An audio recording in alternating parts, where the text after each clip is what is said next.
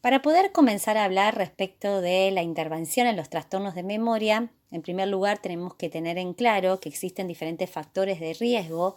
o casos que se vinculan con alteraciones en los procesos de memoria, como puede ser los traumatismos craneoencefálicos, niños con síndrome alcohólico fetal, neonatos con bajo peso, los trastornos de la alimentación, los trastornos vinculados con la epilepsia, los niños nacidos de madres adictas. Bueno, hay una serie de factores, como les decía recién, de riesgo o que anteceden a una dificultad o alteración en el proceso anémico. Por supuesto que también estas alteraciones o estas disfunciones en los procesos de memoria en sus diferentes componentes están vinculados a trastornos en el aprendizaje, que pueden ser específicos o pueden ser globales o generales. Entonces, para poder hablar, continuar profundizando respecto de la memoria, recordemos que hablamos de los diferentes componentes de acuerdo a su temporalidad y de acuerdo al contenido. Hablamos de la memoria a corto plazo de trabajo, de la memoria a largo plazo, y dentro de la memoria a largo plazo hablamos de la declarativa, explícita o la implícita. Dentro de la memoria a largo plazo declarativa hablábamos de la episódica, hablamos de la semántica, autobiográfica, prospectiva. También hablamos de la memoria procedural implícita o de los procedimientos y las diferentes formas de intervención en cada uno de estos formatos. En lo referente a las causas potenciales de los problemas de memoria, podemos hacer mención a tres procesos que se vinculan con lo que nosotros hablábamos anteriormente en las fases de la memoria, como codificación, poner en la memoria, almacenamiento, archivar en la memoria y en la recuperación. Bueno, entonces estas causas o problemas nésicos pueden deberse a fallos en el registro, fallos en la retención o fallos en la recuperación. Es decir, si un suceso o una información tiene que recordarse posteriormente, tiene que primero esa información registrarse en la memoria, retenerse en la memoria para poder luego recuperarse. Un programa de recuperación o de intervención debe trabajar entonces con estos tres procesos. A la hora de pensar diferentes programas de intervención o modelos de referencia para intervenir en los diferentes componentes de la memoria, debemos considerar diferentes aspectos. Uno de ellos tiene que ver con las características evolutivas de la memoria, sabiendo que los cambios evolutivos que se producen a lo largo del desarrollo afectan a los diferentes sistemas de memoria y a las habilidades cognitivas del niño. Por otra parte, como veníamos mencionando anteriormente en lo que hace referencia a las técnicas de evaluación y al proceso conceptual de lo que hace referencia a la memoria, la intervención de la memoria en desarrollo con otras habilidades cognitivas que también se encuentran en proceso de desarrollo. Siempre hablamos de niños en estadios de madurez diferentes y que se encuentran en el pleno proceso de adquisición y fortalecimiento de habilidades. Por lo tanto, reconocer que a diferencia del adulto, estos déficits también inciden en el desarrollo de las demás habilidades cognitivas que se están estructurando. Es decir, si encontramos problemas cognitivos específicos, ya sean perceptivos, atencionales, ejecutivos, estos de alguna manera van a interferir o limitar o incidir en el desarrollo de los conocimientos de base y por lo tanto van a dar como resultado ciertas dificultades en el aprendizaje que al mismo tiempo van a estar correlacionadas con un mal funcionamiento de la memoria y obviamente van a afectar el uso de estrategias de recuperación y de rehabilitación. Por otra parte, y haciendo mención a estos aspectos diferenciales que se debe tener en cuenta en todo programa de intervención, tiene que ver con la motivación, el interés y la conciencia que tienen los niños o las niñas respecto de la dificultad en la memoria. Muchas veces hay niños y niñas que son poco conscientes de los problemas que pueden presentar y por consiguiente están menos motivados o interesados en comprometerse con la realización de los ejercicios de rehabilitación o en la aplicación de las diferentes estrategias eficaces. Entonces, es importante que saber que existe como una relación bidireccional entre lo que hace referencia al desarrollo de la metamemoria, es decir, el conocimiento de las propias estrategias con las que contamos para poder registrar, almacenar y recuperar la información y lo que hace referencia a el desarrollo de la memoria en sí mismo. Entonces, el conocimiento que tiene el niño o la niña acerca de la propia memoria influye en el uso de las estrategias, lo cual va a determinar de alguna manera el rendimiento anémico. Y a la inversa, los cambios en el rendimiento anémico en respuesta al uso de nuevas estrategias tienen una influencia beneficiosa sobre el conocimiento que va a tener ese niño respecto de su funcionamiento anésico. Por otra parte, las funciones atencionales y ejecutivas en vías de desarrollo, así como también una velocidad de procesamiento que en general es más lenta en el niño que en el adulto, puede llevar a afectar de modo negativo la efectividad de las técnicas de rehabilitación, las cuales se van a tener que ir adaptando en vista de estas limitaciones evolutivas. Por último, no un factor menor, encontramos al contexto psicosocial en el que se desenvuelve la rehabilitación. Todos sabemos en este punto que tanto el apoyo de los padres como del maestro, como de los distintos profesionales, en el caso de que se trate de tratamientos interdisciplinarios, tienen una importancia decisiva en el éxito de cualquier programa de intervención sobre el niño y la niña. A continuación van a observar un modelo de referencia para la intervención en la memoria, en los tres tipos de memoria: memoria de trabajo, memoria a corto plazo, como también la denomina Baddeley, y a largo plazo tanto semántica como episódica, en donde de manera sintética y a título de ejemplo se sugieren algunos recursos específicos para la intervención de estos tres tipos de memoria. Es un programa que se desarrolló en el 2005 por Rankin y Hood. Por otra parte, y a medida que vayamos avanzando en las presentaciones, van a ir viendo ejemplos de actividades o propuestas de intervención para cada uno de los componentes de la memoria y las formas en que uno puede establecer un programa de estimulación y rehabilitación que sea efectivo de acuerdo a las dificultades que presente el niño o la niña. Para poder entender el porqué de las propuestas y de los ejercicios de rehabilitación, es importante volver a hacer el recorrido conceptual y tener en claro a qué hace referencia cuando hablábamos del bucle fonológico dentro de lo que hace la memoria operativa, la agenda visoespacial, el ejecutivo central, cuando hablábamos del recurso de la memoria a largo plazo en las cuestiones semánticas, en las cuestiones episódicas, prospectivas. Si nosotros vamos manteniendo como en paralelo y refrescando el concepto teórico de cada uno de estos componentes de la memoria, vamos a entender el porqué de este tipo de ejercicios o el porqué de estas actividades dirigidas a la estimulación, el fortalecimiento y la recuperación de aquellas áreas que se encuentran afectadas o con disfuncionalidad.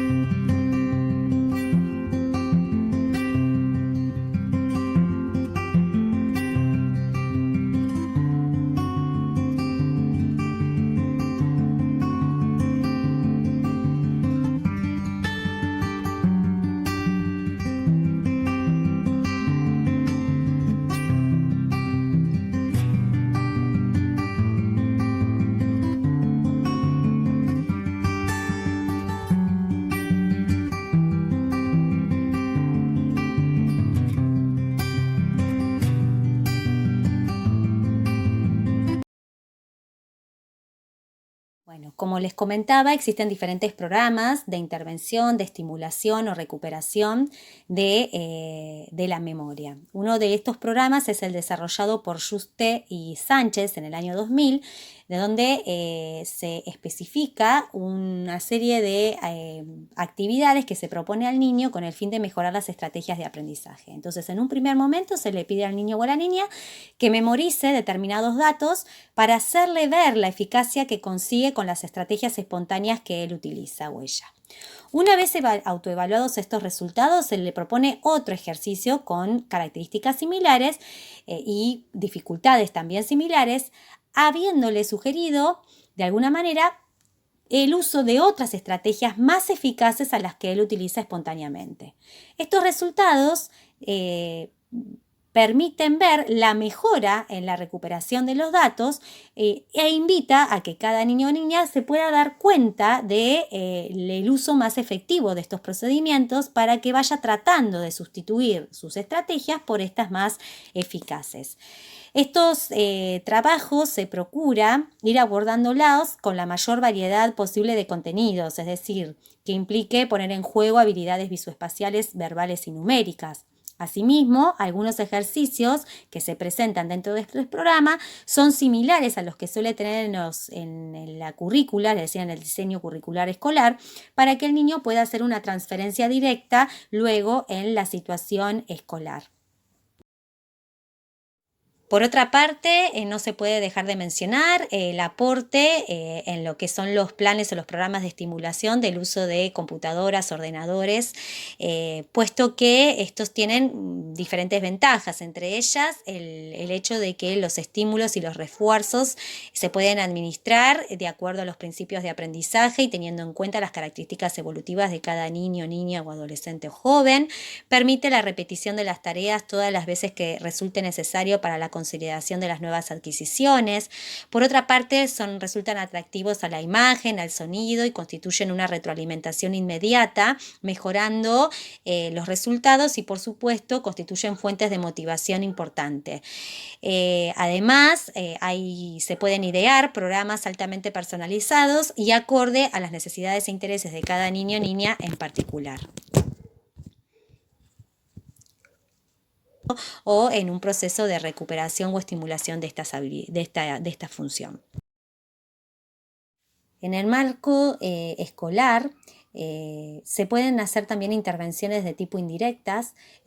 tratando de, en primer lugar, socializar junto a los docentes de qué se trata la dificultad o cómo aprende el perfil de aprendizaje que presenta ese niño o esa niña en relación a la capacidad de memoria y brindar una serie de estrategias que permitan optimizar, potenciar y generar un aprendizaje de calidad que esté ajustado o que sea respetuoso de las habilidades que presenta ese niño o esa niña. A continuación van a leer una serie de ejemplos, como puede ser dividir y presentar los textos en partes, sobre todo aquellos que son más extensos, asegurándonos de una adecuada comprensión de lo que el niño o la niña va leyendo o adquiriendo, utilizar material con un vocabulario que resulte sencillo, utilizar listas de palabras como portadores, sobre todo cuando se trata de textos que presentan diferentes tipos de vocabulario con diferente nivel de complejidad, justamente proveer a ese niño o a esa niña de listas de palabras que permitan acceder al contenido, no solo por la ayuda contextual, sino también en el caso de que lo necesite, poder acudir a la etiqueta lingüística y por lo tanto al contenido de lo que va leyendo. A ofrecer actividades que requieran de memoria específica, con apoyos específicos, ya sea con imágenes visuales, asociaciones, al mismo tiempo ayudarlo en la comprensión de las consignas extensas, también con apoyo visual, brindando consignas de a una por vez que indiquen cada secuencia o cada paso de lo que se espera, permitirle utilizar las tablas o las fórmulas como ayuda a memoria, sin necesidad de recurrir a la recuperación espontánea de las mismas, porque muchas veces esto resulta muy complejo. Y bueno, se enumeran una serie de pistas respecto de cómo acompañar a esos niños o esas niñas para ponerlos en igualdad de condiciones respecto del resto de sus compañeros y de modo tal que puedan continuar avanzando en sus aprendizajes con una buena calidad y con una eficiencia respecto de los resultados que van obteniendo. Y en relación a las diferentes intervenciones o modos, se pueden enseñar estrategias explícitas de modo de favorecer la recuperación de los datos o las informaciones. Una de ellas es la repetición, es decir, basado en las estrategias de repaso, del subrayado, de la copia o la transcripción, enseñar las técnicas de resumen, de síntesis y repetición literal. Por otra parte, la enseñanza explícita de estrategias como es la centralización, es decir, la posibilidad de extraer lo importante y discriminar de aquello de lo que no es. La organización, es decir, facilitarle de alguna manera el material con un formato que tenga un mayor significado, ya sea agrupando los datos o las ideas o bien ya sea a través de la organización categorial. Esto puede ser también presentado a través de esquemas o a través de mapas que permitan el acceso a la información ya previamente organizada y elaborada por parte de quien se la brinda, de modo tal de facilitar su almacenamiento y posterior recuperación.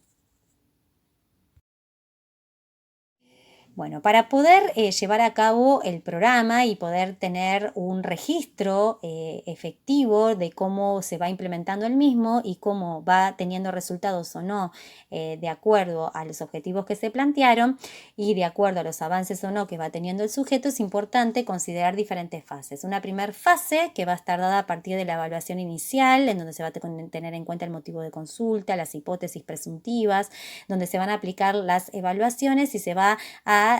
abordar a un conocimiento actual respecto del funcionamiento de la memoria en ese niño, esa niña o en ese sujeto que se está evaluando. Eso es previo al entrenamiento. En un segundo momento se va a aplicar el programa de entrenamiento en donde se van a establecer objetivos, en donde se van a hacer una selección de las actividades y se va a llevar a cabo durante unas cantidad de sesiones que va a estar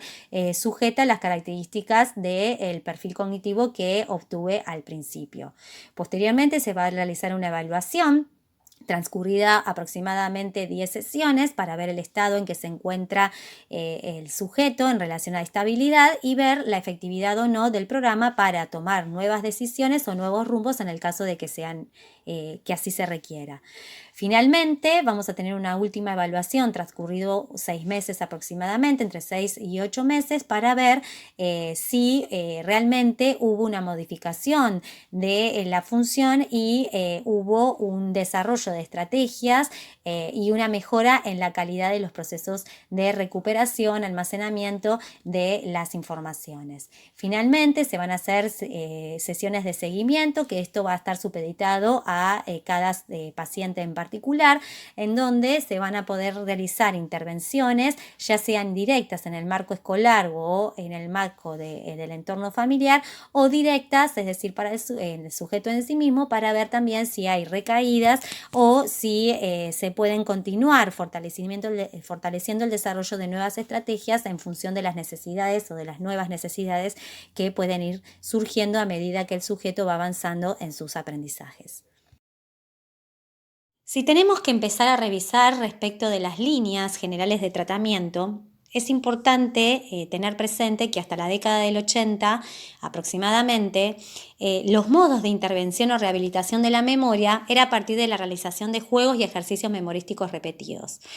Esto se fue evaluando y viendo y revisando y considerando que la efectividad de este tipo de programas no era muy alta. Por lo tanto, se trató de dar un giro respecto de esto, enfocado en 3 líneas básicamente de investigación, que se ocupa. Una de ellas en los métodos centrados para mejorar el aprendizaje,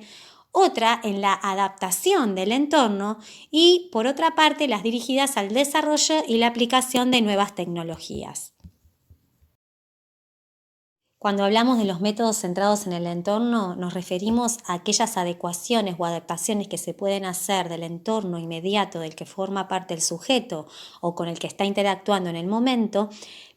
a fin de evitar o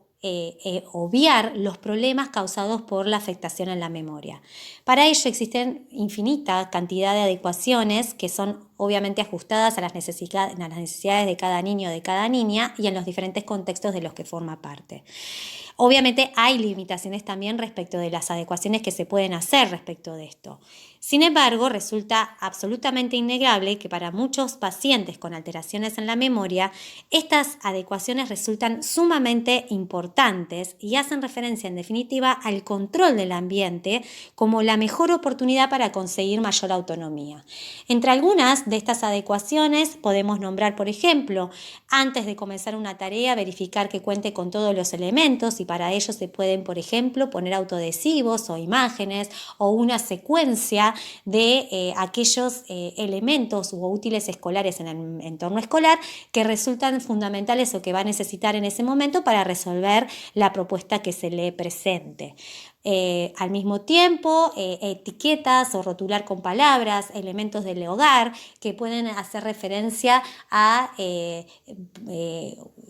ropa que tiene que buscar para antes de ir a bañarse o el recurso de las alarmas en el caso de que tenga que recordar alguna acción que debe realizar en un momento determinado.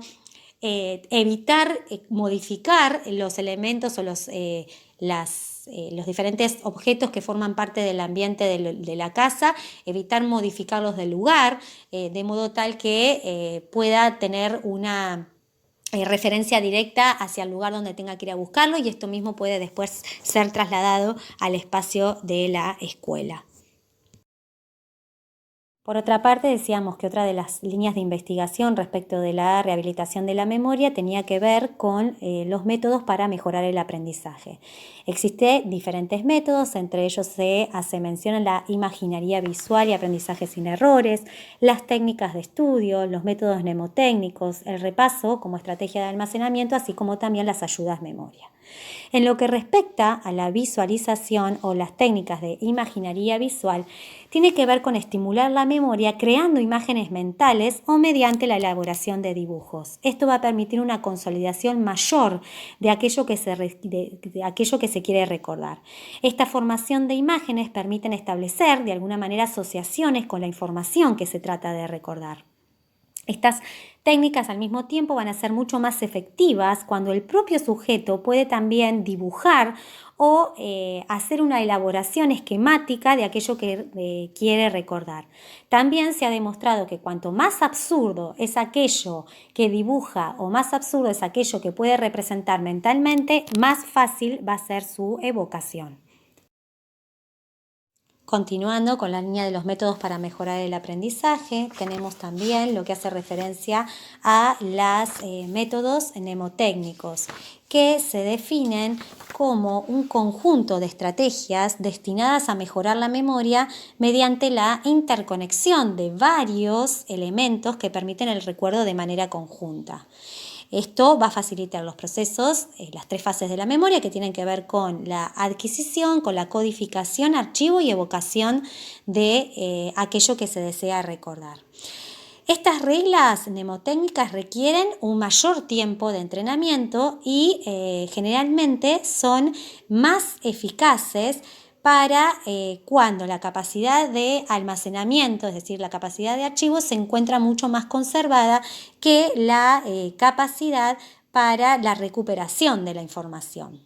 Entre las ventajas que podemos ver entre las reglas mnemotécnicas encontramos, por una parte, que permiten organizar el material mejorando la eficacia para el aprendizaje y para el recuerdo. Además, aportan significado al material que se tiene que memorizar, favoreciendo la creación de ciertas redes de información que resultan significativas y ofreciendo una retroalimentación durante el aprendizaje. Por otra parte, son útiles también para potenciar la adquisición de la información, la organización y la categorización de los elementos, ya sea verbalmente o mediante el uso de las imágenes. permiten incrementar la memoria declarativa y, por otra parte, obligan a concentrarse en la tarea durante la codificación de la información. Estas reglas mnemotécnicas implican diferentes niveles, o sea, decíamos que pueden ser verbales o pueden ser visuales, y también pueden ser más superficiales, como puede ser las técnicas de repetición, la técnica de descentralización o categorización fonológica, y aquellas un poco más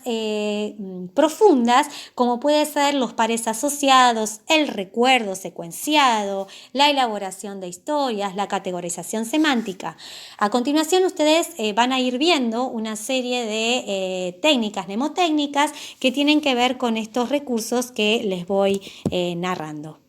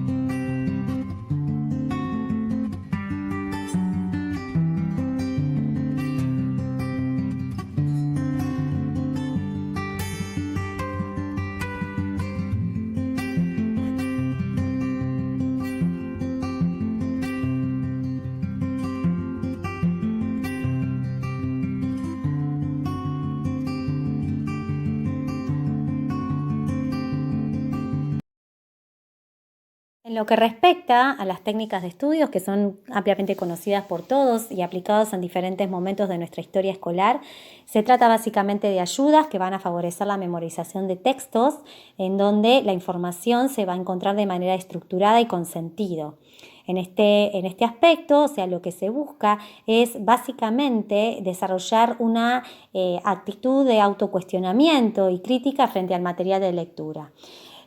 Hay diferentes programas donde se establecen como diferentes pasos. Entre los más conocidos tienen que ver con iniciar, por ejemplo, a partir de una lectura rápida, es decir, como un vistazo general, elaborar preguntas sobre el texto usando lo más posible los títulos y los subtítulos, luego la lectura del texto intentando responder a esas preguntas elaboradas a partir de esa lectura inicial, reflexionar sobre el sentido del texto estableciendo relaciones con otros contenidos que uno ya tiene en la memoria y elaborándolo de esta manera, recordar el contenido después de cada sección, así como también revisar el contenido, insistiendo sobre aquellos puntos que resultan más importantes y volviendo también a las preguntas. Básicamente lo que se tiene en cuenta cuando hablamos de técnicas de estudio, lo que va a resaltar es el hecho de facilitar entonces lo que hace referencia a la extracción de las ideas principales y a la organización. Esto es un método mucho más complejo que las reglas mnemotécnicas porque exigen de alguna manera comprensión del texto y al mismo tiempo va a ir intercalándose con algunas acciones como es el subrayado, la toma de apuntes, la elaboración de cuadros sinópticos. En el caso particular de los niños o las niñas más pequeños, es fundamental que los docentes puedan favorecer la adquisición de estas habilidades mediante la comprensión lectora, es decir, tiene que haber una enseñanza explícita donde los niños y las niñas puedan identificar e interiorizar la estructura del texto, ya sea y sobre todo los textos expositivos, poder dar cuenta oralmente, sintéticamente respecto de lo que se está leyendo o por escrito, al mismo tiempo poder realizar inferencias. Todos estos son diferentes recursos que pueden ir implementándose a fin de favorecer la incorporación, el almacenamiento y la evocación del material. Otra de las cuestiones que puede ser interesante es también a partir de la lectura conjunta o compartida, donde el lector que tiene más habilidad sea capaz de prestar ayuda a ese niño o a esa niña que necesita interpretar el texto, sirviendo como modelo, verbalizando al mismo tiempo las operaciones que va realizando mentalmente, identificando aquellas dificultades conjuntamente con el alumno y también pudiendo ir aclarando en aquellas dudas o aquellas situaciones en las que se presenta mayor complicación.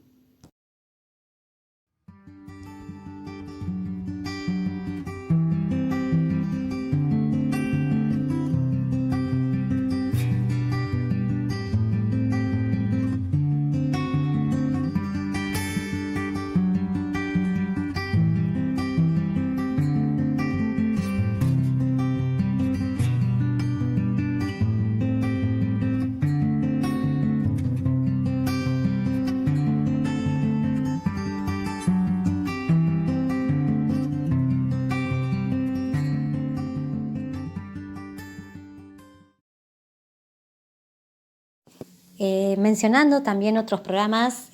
destinados al refuerzo de la memoria en los niños y las niñas, tenemos el modelo didáctico para el refuerzo de la memoria de García Martínez, que fue desarrollado a partir de la propuesta de una serie de actividades que permiten el refuerzo de la memoria visual, auditiva y sensomotora. Está destinado a niños y niñas de 5 a 9 años que están escolarizados y tanto en escuelas ordinarias, es decir, normales, como aquellas escuelas de modalidad especial. En lo que respecta a la memoria visual, el objetivo fundamental es desarrollar la capacidad del recuerdo visual de los hechos, de situaciones, de las personas y de los objetos que han sido previamente aprendidos o vistos por los niños y las niñas, aumentando de alguna manera el grado de retención y la capacidad para reproducirlos. A partir de una serie de actividades como puede ser localización de objetos, de figuras, de formas, enumerar objetos vistos, por ejemplo, con anterioridad en una lámina, ordenar láminas y dibujos, tienen que ver mucho con las actividades que fueron presentadas anteriormente al principio de la presentación. El refuerzo de la memoria auditiva, por otra parte, va a tener como finalidad tratar de desarrollar la capacidad del recuerdo auditivo de sonidos, de rimas, de melodías y de frases que también han sido previamente oídas, aumentando el grado de retención de las mismas y la capacidad para reproducirlas. Finalmente, el refuerzo de la memoria sensomotora tiene, como su misma título lo dice, mejorar lo que hace referencia a la capacidad para reconocer y recordar las sensaciones motoras, posturales y táctiles.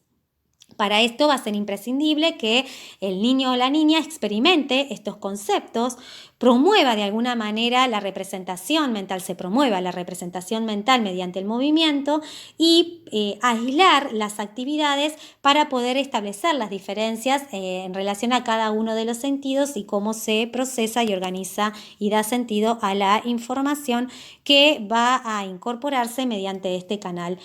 perceptivo.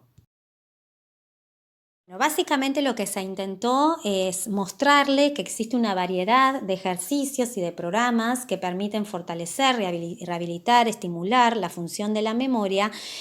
contando con una gran variedad de recursos. Lo interesante, como siempre le marcamos y sobre todo para tener en cuenta ahora en el trabajo que deben hacer, ya sea para la función de la memoria o para cualquier otra de las funciones cognitivas superiores que uno detecta como que están deficitarias o que tienen alguna disfuncionalidad o algún grado de afección, es importante tener en claro qué tipo de componente quiero trabajar en relación a esa función básicamente partiendo del conocimiento de cómo funciona en la normalidad, cómo es el desarrollo en la normalidad, para poder justamente entender cuál es el área o el componente que está afectado y entonces hacer una propuesta que se ajuste a las necesidades que presenta cada niño o cada niña en particular.